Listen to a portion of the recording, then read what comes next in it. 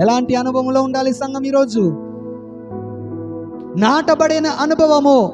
చూడండి, ఒక స్థలములో ఒక మొక్కను మనం నాటామనుకోండి, ఆ మొక్కకి తోటమాలి ఏం చేస్తాడు? మొక్క చిన్నగా ఉన్నప్పటి నుంచి, నాటు నుంచి దానికి చుట్టూ త్రవ్వి, ఎరువు వేసి, నీరు పోసి దాన్ని ఎంతలాగా పెంచుతాడు.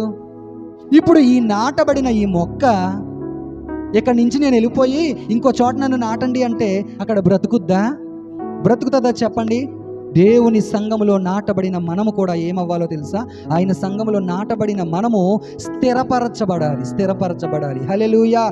ఏ వ్యక్తి అయితే సంఘములో స్థిరపరచబడతాడో, ఏ వ్యక్తి అయితే సంఘములో నాటబడతాడో, ఎన్ని తుఫానులు రానివ్వండి, ఎన్ని సుడిగాలులు రానివ్వండి, ఎన్ని అలలు కొట్టనివ్వండి, ఆ మొక్క ఏమవుదో తెలుసా?